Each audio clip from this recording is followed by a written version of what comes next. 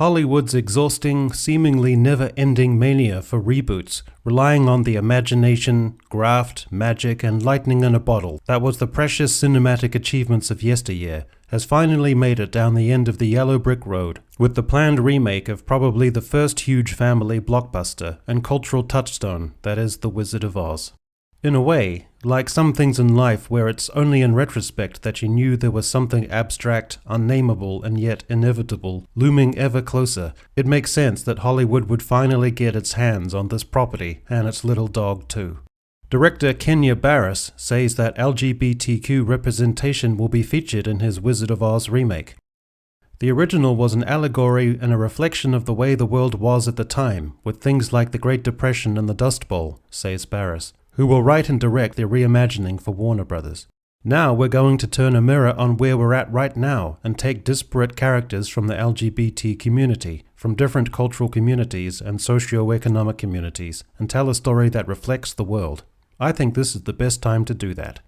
It's the same dispiriting process we have endured over and over again, where representation, diversity, inclusivity, social values as understood and experienced and lived by Hollywood writers, and which are valid in and of themselves, are juxtaposed upon a beloved IP they had no part in imagining, no part in creating, no part in defining the multi-generational legacy it enjoys, and seek to impose perhaps disproportionately their own political values upon that cultural treasure. Once again, it is indulgent and exasperating, because there are so many other ways to tell stories that reflect the modern world, rather than piggybacking on the fantasy world brought to life with genuine love and magic all those years ago. There is an equally dispiriting and obvious analogy to be made. This production's inevitable lack of creativity, ingenuity, risk-taking, and on-screen magic will be the Hollywood industry equivalent of the Wizard of Oz himself. For all the CGI and green screens and millions of dollars, the actual creative inertia and blandness will be the equivalent of the studio saying pay no attention to that man behind the curtain. It will be all color, surface, full-fronting, indulgent messaging of representation that will alienate much of the audience, who will decry the lack of creativity and the shallow and indulgent piggybacking.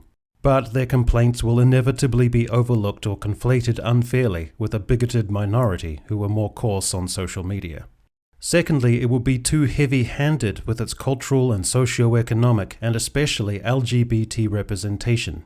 When The Wizard of Oz came out, it could of course not have overt LGBT content, but it managed to transcend that in very special ways that have meant a great deal to generations of LGBT people. The production itself was full of flair, frolicking, set pieces, color, texture, and most importantly, it was an intense representation of the idea of camp.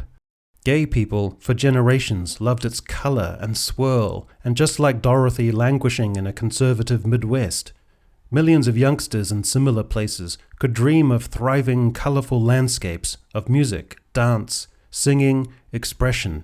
In this way, its coded representation of queerness enabled a beautiful sense of connection, of possibility, life away from the plains or the industrial Midwest, and the promise, the dazzling potential of dynamic, accepting urban life, of clubs and parades, of finding a new family. This new work will inevitably be in your face with LGBT themes that are heavy-handedly literal and that oversimplify and over-dramatize those lovely layers, that sensual promise of the original. The Wizard of Oz doesn't need bold expressions of pride, or numbers with drag queens, or blunt force sexually affirming material, because then it becomes superficially assertive and empowering, but without the sensitive, allegorical, metaphorical abstractions of yearning for otherness, and reading of one's own world and the world on the screen. You might say that in the modern world we have the luxury of dispensing with that need for coding, but I'm saying you can go too much the other way and be too overt and on the nose.